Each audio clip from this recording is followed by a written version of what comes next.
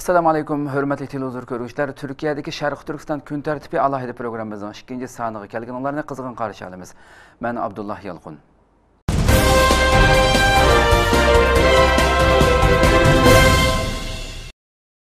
Hörmətli televizor görüşlər, biz bu ötən qatımlıq bugünkü 2-ci san proqramımızda yana diqqətinizlər bilan yüz görüşüb oturubdunuz. İlgirki 1-ci qatımlıq sanımızda biz şu bulub Ramazan iyi kirgəndən bu yan Türkiye'de ciddi şekilde yükselivatkan Şərq Türkistan, gün tertibi Şərq Türkistan meselesi bütkül halkının içinden bolsun, meyli siyaset sahasından bolsun, hem sahada güçlük şekilde yükselivatkanlığını bu sebepten biz bu alaydısan programımızın təsis qılıp Türkiye'de buluvatkan işlerini en muhimlerini talap diqqətinizlərə sunğan edik. Bugünkü 2-ci san programımızda hem yana diqqətinizlərə şu həftədə yüz bergen Türkiye'deki muhim xəbərlərini talap diqqətinizlərə sunumuz. Birinci xəbərimiz bolsa, Numan Kurtulmuş Uygurlar toğrusida dünyaya çağırıldı. 2015 yıl 7 iyul Seyşembe günü Türkiye Muavin Baş Ministeri Numan Kurtulmuş Türkistan Cemiyetleri Munbiri tarafından uyuşturulgan iftar ziyafetiga qatnaşdı ve Uygurlar toğrusida muhim söz qildi. Bu yerda diqqətinizlərə yana əsiltib qoyduğan yeni bir məsələ.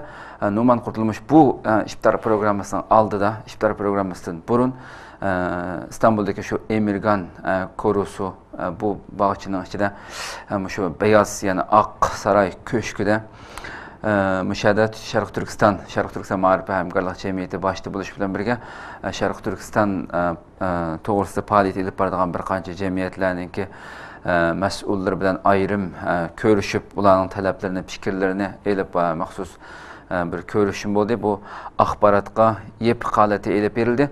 Onun kendinden iftar vaxtı yaqın qalğanda, iftar vaxtı bolğan vaxtida xalqımız bilan birgə bu fəaliyyətdə birgə oturub iftar qıldı və iftardan keyin söz qıldı. Xəbərimizin təfsilatı diqqətinizdə buldu hazır.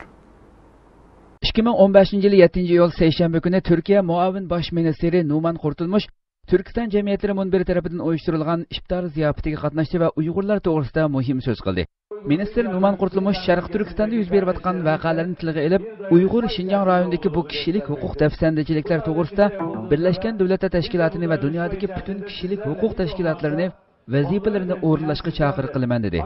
Türkistan Cemiyetleri Munbiri tarafından İstanbul'daki Emirgan bağçısida uyushtirilgan bu iftar programmaga Türkiye Muavin Ministeri Numan Kurtulmuş bir qancha parlament a'zolari va Şərq Türkistan ommaviy tashkilotlarining rahbarlari, shundaqla İstanbulda yashab atgan Uyg'urlardan ayol bo'lib 350 kishi qatnashdi. İftardan keyin so'z qilgan minister Numan Kurtulmuş, yaqinda buyon Şərq Türkistan'da yuz berib atgan vaqalarga diqqat tortib, insonlarning diniy erkinliklariga cheklama qo'yilishi hargiz qabul qilinmaydi dedi. Minister Kurtulmuş bu munosabat bilan bu Ramazonda bu xil vaziyatga duch kelish tushunishlik emas. Men bu munosabat bilan 3 turlik chaqiriqni bu iftar ziyofatida e'lon qilaman. Bulardan birinchisi Xitoy doiralariga qarata bo'lib, tarix bo'yicha zamonaviy dunyoda hiçbir besim ve zulüm yaxshi natija bermadi. Besim ve zulüm her qanday xalq arasida huzur ichida, ommaviy dialog ichida birlikda bir yerda yashash madaniyatiga xizmat qilmadi. Bu madaniyatni taraqqiy qildirmadi. Minister Numan Kurtulmuş yana Birleşken Devletler Teşkilatı'na ve xalqaro kishilik huquq tashkilotlariga xitob qilib, Uyg'urlar ustidan yurgizilayotgan kishilik huquq tafsandiciliklariga aloqador Birleşken Devletler Teşkilatı'nı vazifalarini ijro qilishga chaqiriq qilaman dedi. Üçüncü çağırıq bolsa Uygurlarga qilingan çağırıq bulup, Uygur Türklerini öz hak hukuklarını qoğdaşqa tavsiye qilaman dedi. Ben bu vesileyle 3 çağrıyı bu iftar sofrasında yapmak istiyorum. Bunlardan birisi Çin yönetiminedir. Tarih boyunca da modern zamanlarda da hiçbir zaman baskı ve zulüm sonuç vermemiş, baskı ve zulüm toplumlarda huzur içerisinde, toplumsal diyalog içerisinde birlikte bir arada yaşama kültürüne hizmet etmemiş, bu kültürü geliştirmemiştir. Baskının olduğu, bir başkasını bir takım devlet uygulamalarıyla zorla sindirilmeye çalışıldığı hiçbir toplumda toplumun fertleri arasında diyalog gelişmediği gibi maalesef hiç istemediğimiz manzaralar ortaya çıkmıştır. İkincisi, uluslararası camiaya çağrımızdır. Uluslararası camia her platformda, her vesileyle insan hakları ihlallerini gündeme getiriyor. İnsan hakları ihlallerini takip etmek için nice uluslararası kuruluşlar gayret sarf ediyor. Bu kuruluşlar kendi faaliyetlerini icra ediyor. Ama maalesef çoğu zaman Müslüman ülkelerdeki insan hakları uygulamaları, onların aleyhine olan baskılar gündeme geldiği zaman ne yazık ki insan hakları örgütlerinin çok fazla sesi çıkmıyor. Aynı şekilde Uygur Sincan bölgesindeki bu insan hakları ihlalleri konusunda da Birleşmiş Milletleri dünyadaki bütün insan hakları kuruluşlarını vazifelerini icra etmeye davet ediyoruz. Bu baskının açık bir şekilde dünya kamuoyuyla paylaşılması, bir haksızlık varsa bu haksızlığın açık ve diplomatik yollarla ifade edilmesi herhalde hem Birleşmiş Milletler'in hem de insan hakları ihlallerini takip eden örgütlerin en önemli vazifelerinden birisidir. Üçüncüsü ise bizzat Uygur'daki kardeşlerimize, Müslüman Türk kardeşlerimizedir.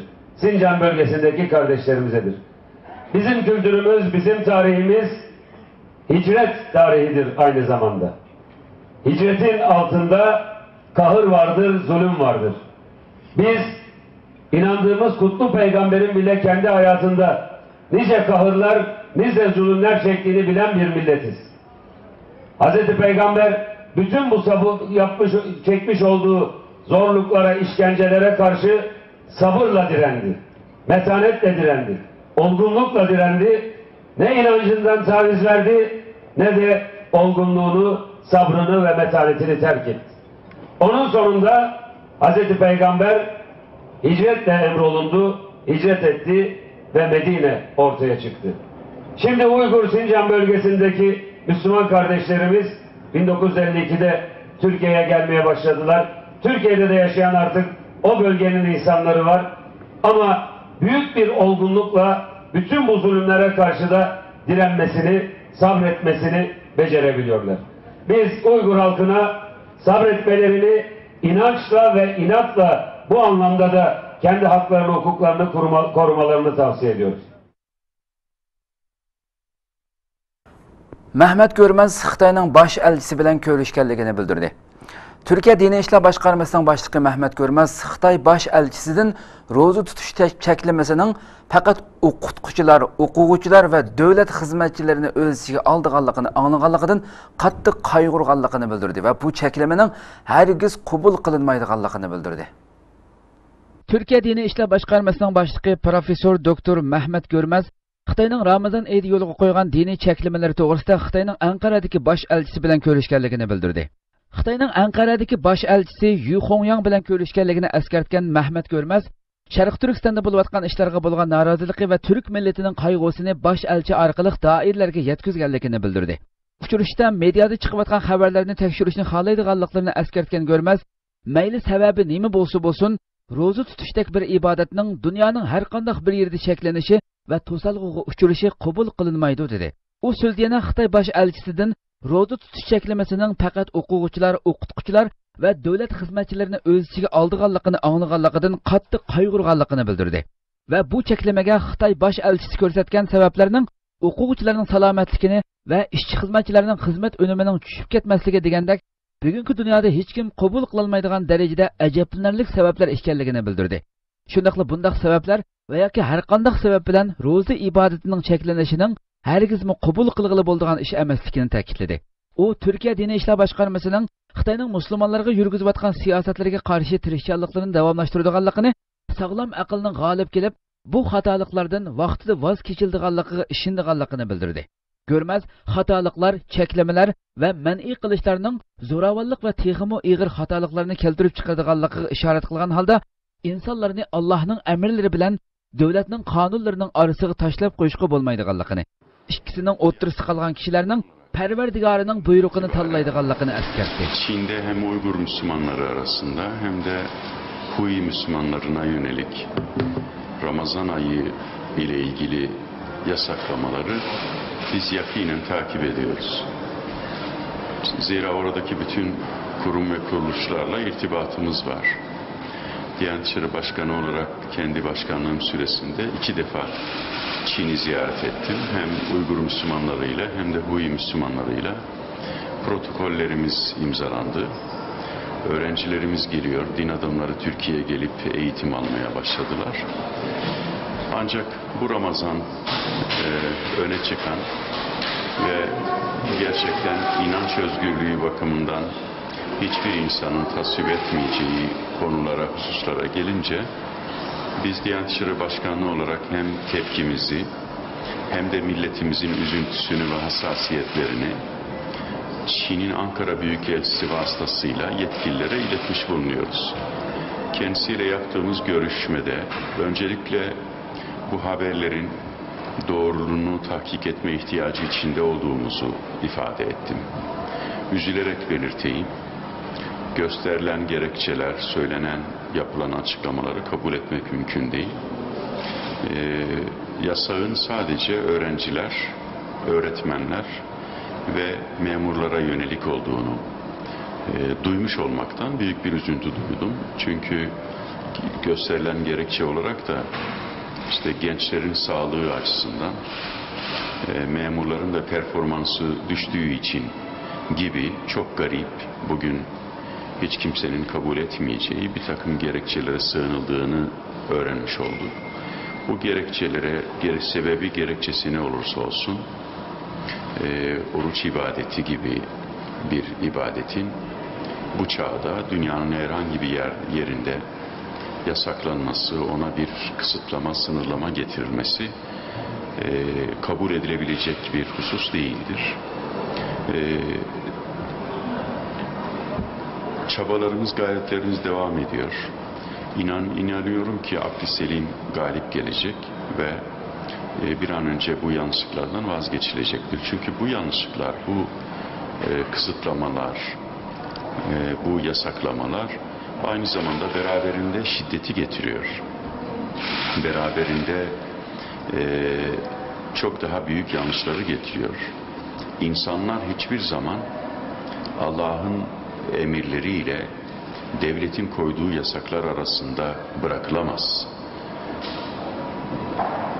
Bu iki arada kalan insanlar elbette kendi tercihlerini Rablerinin emirleri noktasında yapacaklardır. Kendi ahiretlerini düşünerek farklı davranacaklardır. Onun için bu yasaklar artık dünyanın neresinde olursa olsun hiçbir çağdaş dünyada, hiçbir devlete, hiçbir ülkeye, hele Çin gibi yaklaşık 1200 senedir Müslümanları kendi içinde yaşatan, varlığını sürdüren bir ülkenin kendi toprakları içerisinde asırlardır, 1000 yılı aşan bir süredir yaşayan Müslümanlara yönelik bu yasaklamaları, kısıtlamaları kabul etmek asla mümkün değildir. Türk hakkerleri Xitoyning hukumat torbatlariga yana hujum qildi. Mashhur Türk hakkerlar guruhi Ayultuz Tim Xitoyning nurg'un hukumat organlarining torbatlarini buzib tashlab, Xitoyni qiyin ahvolda qo'ygan va ziyonga uchratgandan keyin ikkinchi qatim yana hujum boshlatdi. Mashhur Türk hakkerlar guruhi Ayultuz Tim Xitoyni qiyin ahvolda qo'yishni davom qilmoqda. Sharq Turkistonda elib berilayotgan Xitoy zulmi uchun o'tgan kunlarda harakatga o'tgan va Xitoyning nurg'un hukumat organlarining torbatlarini buzib tashlagan, Xitoyni qiyin ahvolda qo'ygan va ziyonga uchratgan Ayultuz hakkerlar guruhi ikkinchi qatim hujum boshlatdi. Tegerida xabardan Samih Beshkinning Ayultuz guruhi mas'ullaridan egallagan ma'lumotiga ko'ra, bu qatim yana Xitoyning ko'plagan davlat torbatlariga hujum qilingan. Xitoy davlati va xalqining aloqa uzilib qilish sababli ziyonga uchraganligi ko'zda tutilgan bu hujumda nurg'unlagan muhim torbatlar soatlarcha ishlamadi. Xitoyning Sharq Turkistonda elib berayotgan bostirish va zulmlari oxirlashgan taqdirda Ayultuz guruhi hujumdan chekinganligini bildirdi. Ayultuz guruhi mas'uli qilgan so'zida Xitoyning qarindoshlarimiz bo'lgan Uyg'ur rayonida yashayotgan va bostirish, zulm, ambargo ostida bo'lgan turk qarindoshlarimizga qarshi bu muomalasi davom qilgan muddatcha hujumlarimiz davom qiladi. Har sohada Uyg'ur qarindoshlarimizning yanida bo'lamiz. Xitoy davlati va xalqi Sharq Turkistonda yashayotgan qarindoshlarimizga qarshi muomalasini endi to'xtatishi kerak. Bu muomala oxirlashmoqcha Xitoyni qiyin ahvolda qo'yish uchun qo'limizdan keladigan butun kuchimizni ko'rsatib, kechimizni kunduzimizga ulab ishlaymiz va bizmo har sohada ularni besim ostiga olamiz dedi. Ayultuz guruhi hujum qilgan va qo'lga kirgizib olgan davlat va uningga oid idora organlarining torbatlariga ogohlantirish chiqarib qo'ydi. Ogohlantirish Xitoycha va turkcha ikki tilda yozildi va shunday deyildi. Xitoy Sharqi Turkistonni rahat qo'y. Atillaning navrilari bu yerda. Tor betlarida bu so'zlarni ko'rgan Xitoylar nima qilishini bilolmay qolishdi. Ayulduz gruppasi hujum qilgan tor betlarga chiqarib qo'ygan ogohlantirish ekraninglarda ko'rayotgan shu ogohlantirishdir. Ma'lum bo'lishicha, Ayulduz gruppasi hozirgacha necha minglagan Xitoy davlat tor bekatlariga hujum qilib bo'lgan va hujum davom qilmoqda. Uyg'urlar masalasi Erdo'g'anning Xitoy ziyoratida kun tartibga kirgizildi. Uyg'urlar masalasining Erdo'g'anning 28-iyuldagi Xitoy ziyoratida kun tartibda bo'lganligi ilgari surilmoqda. Turkiya Cumhuriyeti Prezidenti Recep Tayyip Erdo'g'an 28-iyul ikki taraf munosabati uchun Xitoyga ziyoratga bordi. Ziyorat jarayonida asosliqi Uyg'urlar duch kelayotgan qiyinchiliklar hamda Turkiya Xitoydan setib olmoqchi bo'lgan boshqarilgan bombaga qarshi turish sistemasi qatorliq rayon va xalqaroliq masalalar muzokara qilindi. Uyg'urlar masalasi bundan burun ikki taraf orasida takror muzokara qilingan masala bo'lib, lekin bu qatim alohida ahamiyatga ega bo'lishi mumkin. Chunki bu yil Ramazonda Xitoyning Sharqi Turkistonda yo'l qo'ygan cheklamalari Turkiya xalqi va hukumatidan zo'r inkas paydo qildi. Erdo'g'an bilan Milliyetçi Harakat Partiyasi raisi Davlat Bahçeli orasida Uyg'urlarga ko'ngil bo'lish va sahib chiqish masalasi haqida talash-tortish yuz berdi. Erdo'g'an Anqaradagi Beştepe Millat Jamisining ochilish marosimida Sharqi Turkistonda namoz va ro'zaning cheklanganligini tilga olib o'tdi. U so'zida Misr va Masjidi Aqsoni tilga olib o'tgandan keyin Yiroq rayonlarda hatto ro'za tutish va namoz o'qishmi cheklangan joylarda hayot uchun kurash qilayotgan qarindoshlarimizning borligini bilamiz deyish orqali Xitoy zulmi ostidagi Sharqi Turkistonga ishorat qildi. Uzak coğrafyalarda orucun ve namazın dahi yasaklandığı yerlerde hayat mücadelesi veren kardeşlerimizin olduğunu biliyoruz. Müslümanların ilk kıblemiz Kudüs'e sokulmak istenmediği günler yaşıyoruz. Bülent Yildirim Uyg'urlar uchun muhim taklif e'lon qildi. İnsan haq va hurriyatları insonparvarlik yordam fondi jamiyati boshlig'i Bülent Yildirim Xitoyning Sharqi Turkistonda elib berayotgan besim siyosatlari haqida muhim chaqiriqlarni o'z ichiga olgan bir bayonot e'lon qildi.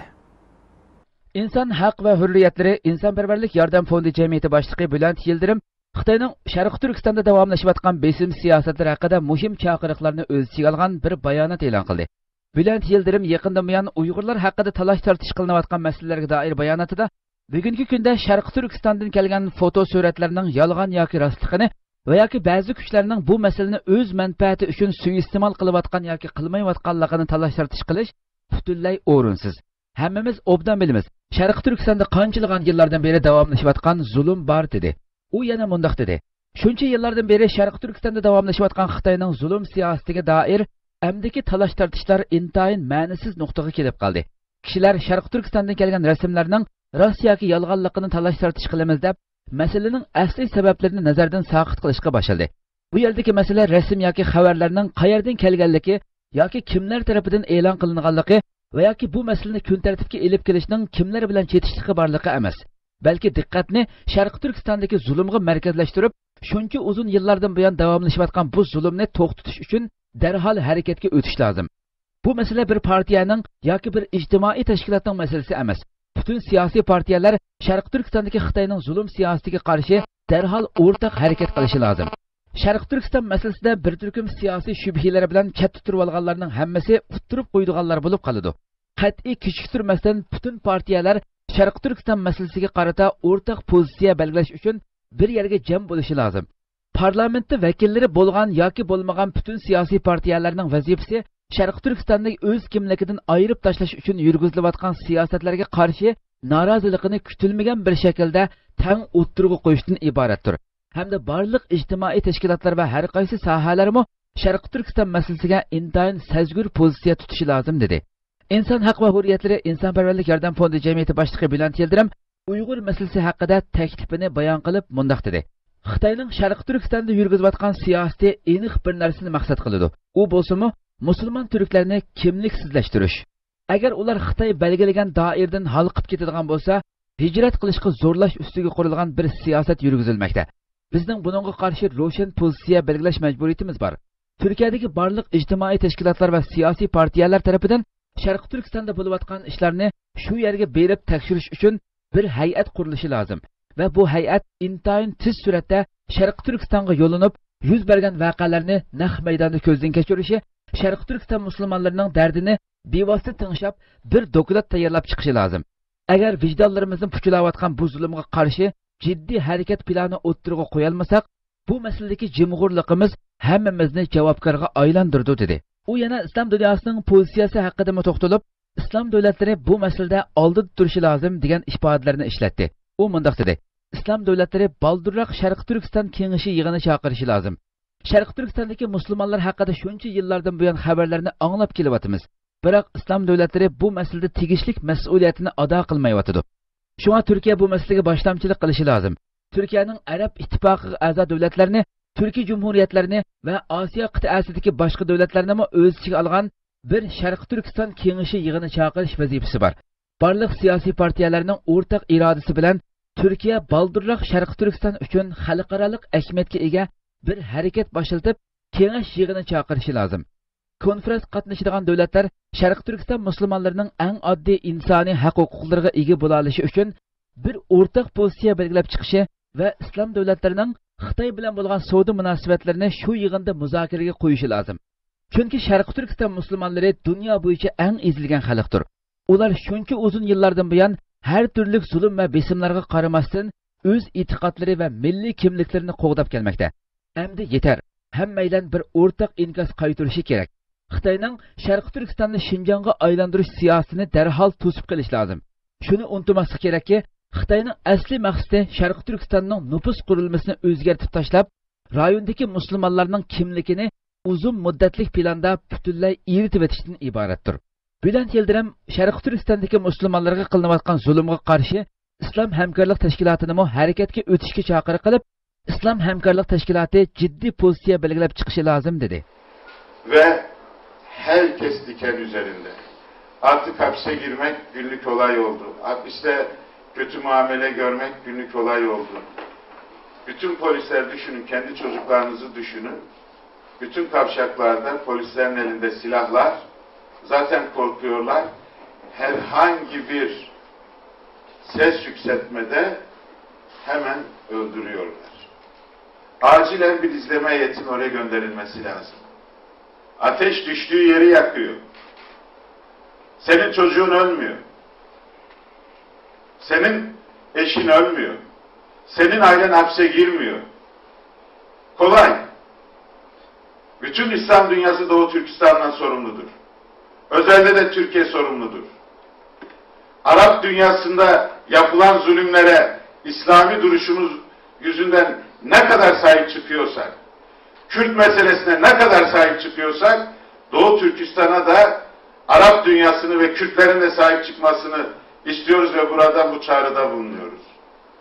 Onun için bütün halkları bilgilendirmek zorundayız. Bütün devletleri harekete geçirmek zorundayız. Aksi takdirde her köşe başında çocukların kafasına silahı dayamış bu Çin polisinin yarın tetiği çekip de bugün anlatılan bu katliamları oluşturmayacağını hiç kimse bilemez ki oluşturacaktır. Şurada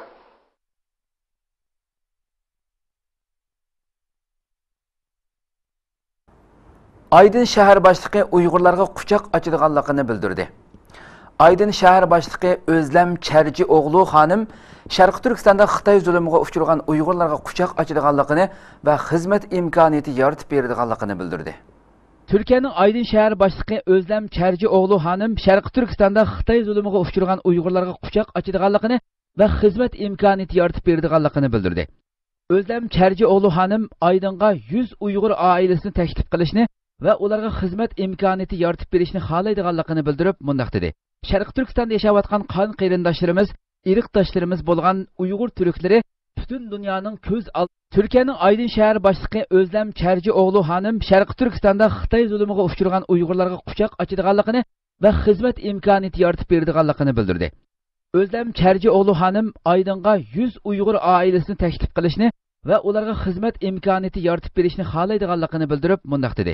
Sharq Turkistonda yashayotgan qon qarindoshlarimiz, irqdoshlarimiz bo'lgan Uyg'ur turklari butun dunyoning ko'z oldida Xitoyning zulm, besim va qiyin qistoqlarini boshdan kechirmoqda.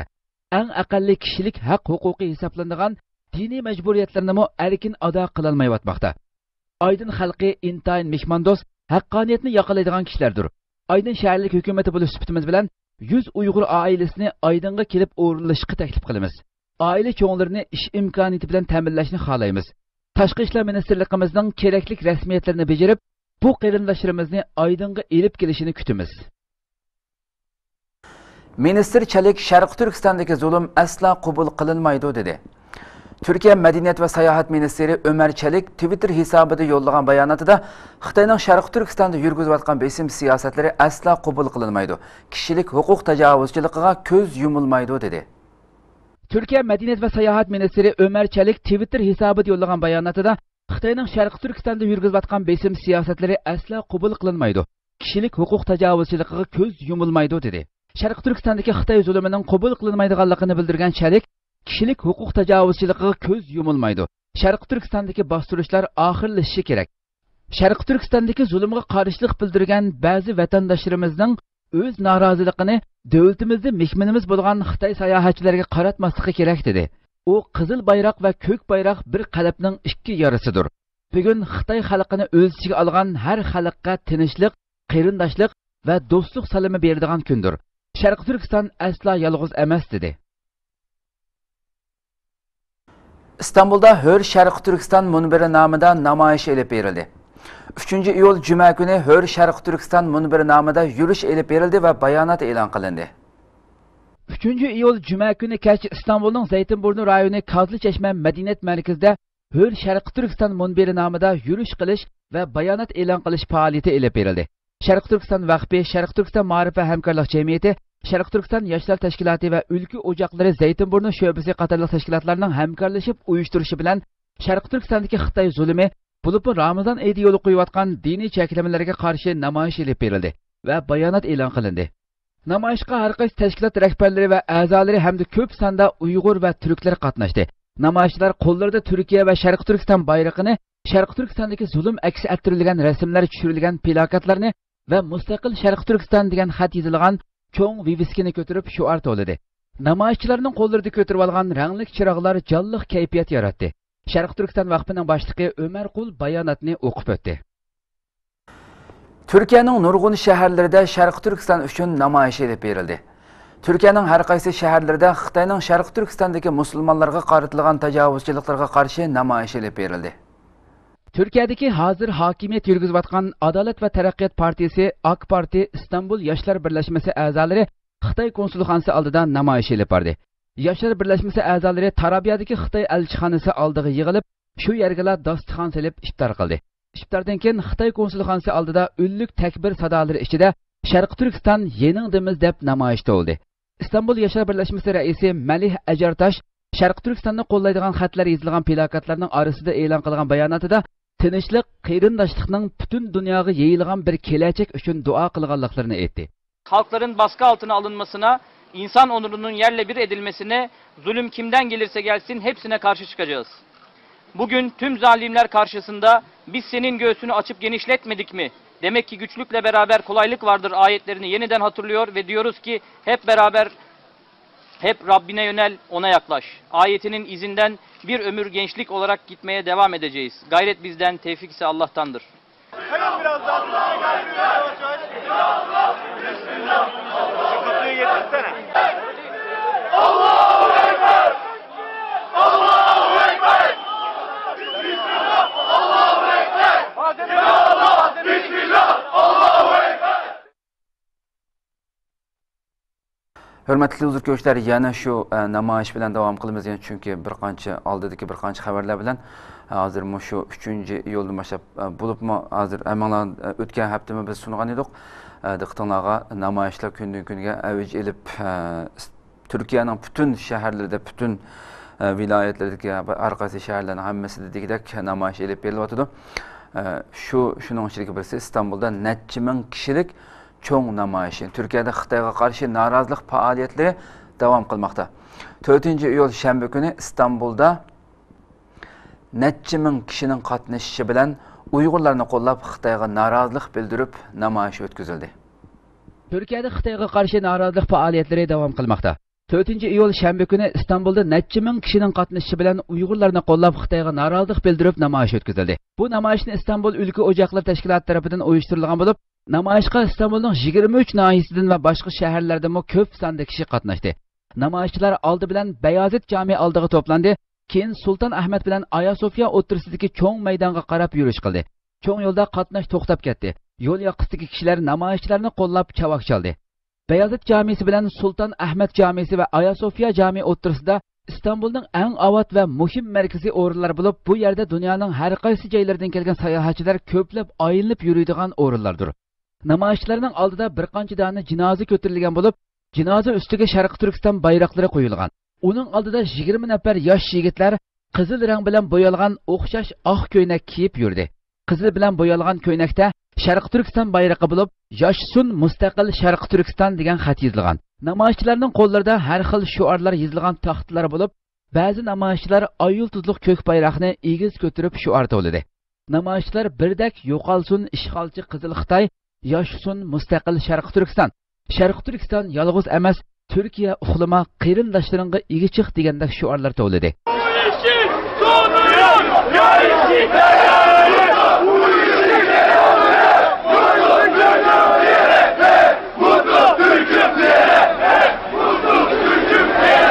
Taxminan 1 kilometr keladigan uzun yo'ldan necha minglagan kishi Sharq Turkiston bayroqlari bilan yurish qilib, shahar markazidagi necha yuz minglagan kishilarni hayron qoldirdi. Namoyish maydoniga cho'ng bir avtobus keltirilgan bo'lib, avtobusning ustiga cho'ng hajmda Sharq Turkiston da'vosi sahibsiz emas degan turkcha cho'ng xat yozilgan. Namoyish jarayonida Ulka Ocaqlar tashkilotining Istanbul sho'ba raisi Ahmet Yigit Yildirim avtobusning ustida turib so'z qildi. Ahmet Yigit Yildirim so'zda oldi bilan Xitoyning Uyg'urlar ustidan yurgizayotgan besim siyosatlari va diniy cheklamalarini tilga oldi va Xitoyni aybladi. Ahmet Yigit Yildirim yana Uyg'urlarning yolg'iz emasligini, ularni har zaman qo'llaydiganligini, Uyg'urlarning ozodligi uchun Ulka tashkilotining kerak bo'lganda jonlarini fido qilishga tayyor ekanligini ta'kidladi. Namoyish jarayonida namoyishchilardan bir qancha yuz kishi Topkapi saroyi taraf ketayotgan bir to'p sayohatchini Xitoy deb qarab qilib urib ketgan. Ularning ichidan bir ayol "Men Xitoy emas, Koreyalik" deb inglizcha vaqirgan.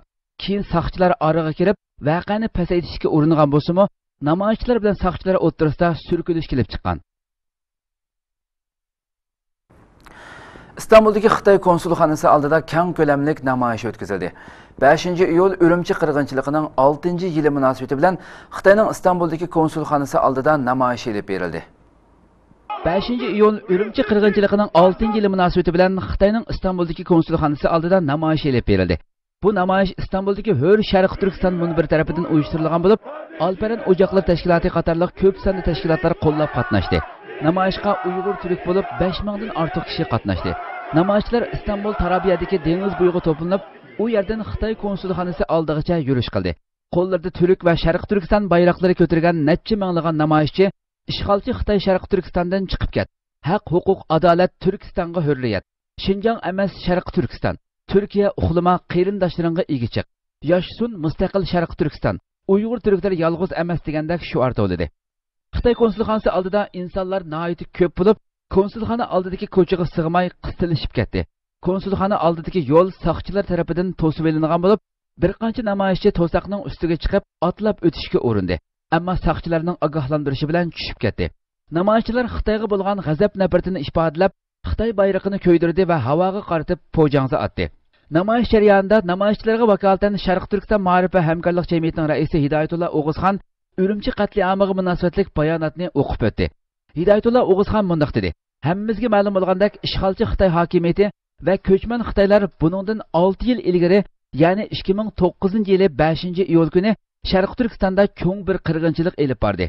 Shu yili 26-iyun Shavgandagi zavodda vahshiylarcha o'ldirilgan Uyg'ur ishchilarning qotillerini jazolashni talab qilib, hukumat binosi oldiga to'plangan ko'pinchisi universitet o'quvchilaridan tarkib topgan Uyg'ur musulmonlariga qarshi Xitoy ishg'olchi kuchlari va ko'chman Xitoylar qora quyuq o'q etib hujum qildi. Xitoyning Sharq Turkistonda Uyg'urlarga qarshi boshlatgan qurolli bostirish va zolimlik bilan ijro qilayotgan harakatlari diniy ibodat va dinni ifodalaydigan belgi nishonlarning cheklanishiga o'xshash qilmishlarni ijro qilishda hech qanday yo'l qo'ymasdan zolimlarcha yurgizayotgan siyosatlari va zo'ravonlik bostirish harakatlari davom qilmoqda. Hidoyatullo O'g'izxon so'zida mundaq dedi: Bugungi kunda Sharq Turkiston xalqi Xitoy ishg'oli ostidagi 66 yildan buyangi eng ig'ir va qonliq kunlarni beshidan o'tkazmoqda. Ishg'olchi Xitoyning Sharq Turkistonda boshlatgan diniy va milliy bostirish va yo'q qilish harakatlari, kamsitish, haqoratlash, ayrimchilik qilish siyosatlari sababidan yuzlarcha begunoh insonlarimizning qini to'kilmoqda.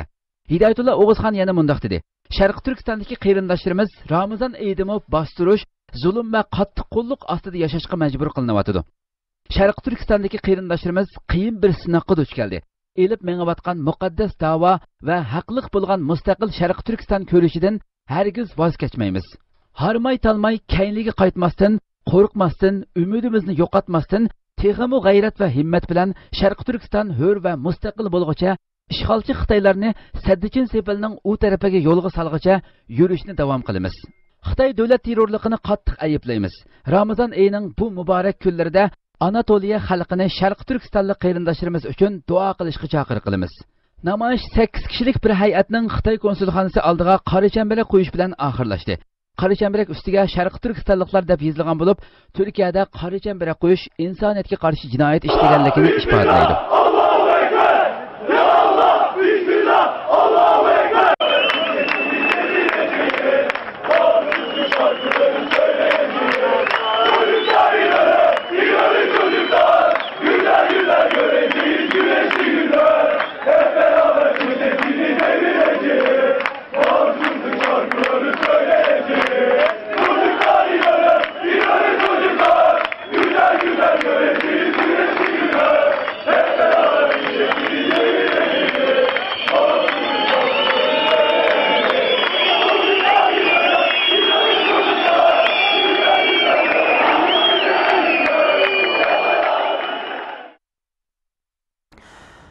Bütün Türkiye'de Xitoyga qarshi namoyish elib berildi. Xitoyning Sharq Turkistondagi Uyg'ur musulmonlarga qaratgan diniy cheklamalari va bostirishlarga qarshi bütün Türkiye'de namoyish elib berildi.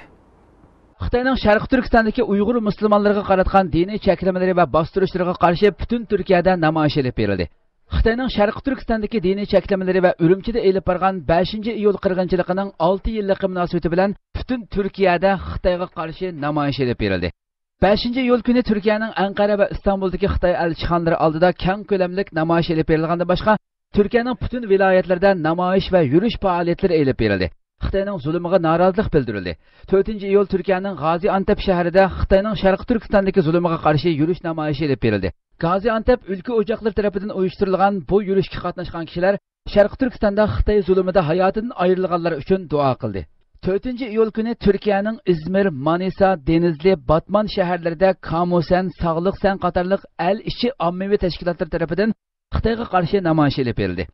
Mersin va Zonguldakda ülke ocakları sho'basining a'zolari Xitoyga qarshi namoyish elib bordi. Balıkesir'de ülke ocakları va Kamusen birlikda uyushtirgan namoyishda Mavzuduning rasmiy darg'a esilib, Xitoy mollarini boyqut qilishga chaqiriq qilindi. Undan boshqa Turkiyaning Qirqqala, Qirshahar, Navshahar, Kars, Adirna, Ağrı, Çankırı, Karabük, Isparta, Afyon, Kütahya, Qaysari, Moğla shaharlarida ülke ocakları Kamusen qatorliq ommaviy tashkilotlarning o'rinlashtirishi bilan Xitoyga qarshi namoyish elib berildi. Namoyishchilar Xitoyning zulmiga to'xta deyishini talab qildi va Sharq Turkistondagi mazlumlar uchun duo qilib, Allohdan yordam tiladi. Türkler New York'ta Xitoyga qarshi namoyish o'tkazdi. Yosh Türkler jamiyatining boshchiligida o'tkazilgan namoyishda butun dunyoning diqqatini Uyg'urlarga qaratilgan zulmlarga tortish uchun Xitoyning BDT'dagi doimiy vakilining turishliq o'rni oldiga qora chambarak qo'yildi. Namoyish nurg'un ommaviy tashkilotlarning qo'llashiga erishdi.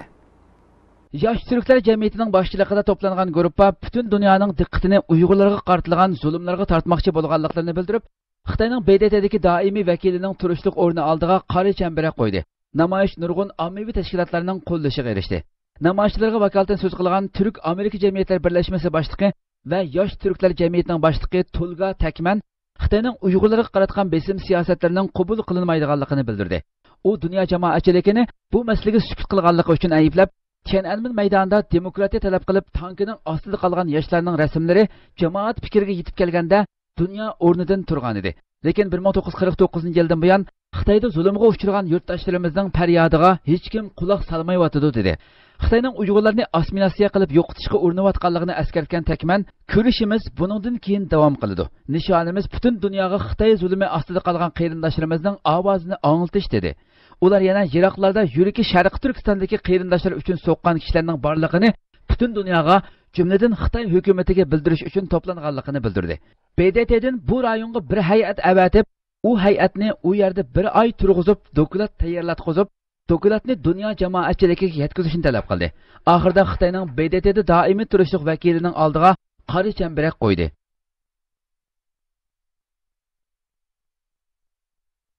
Hürmetli huzur köşkler, en ahırda biz fakat bu qatımlıq sanlarımızda, ilgirki sanlarımız olsun, bugünkü sanımız olsun, Türkiye'de elip berilgan bulup mu, Türkiye'de Şarkı Türkistan meselesi, gün tertipki kelgen en aldığınqı Qatarda boğan meselelerini de qılınan sunduk.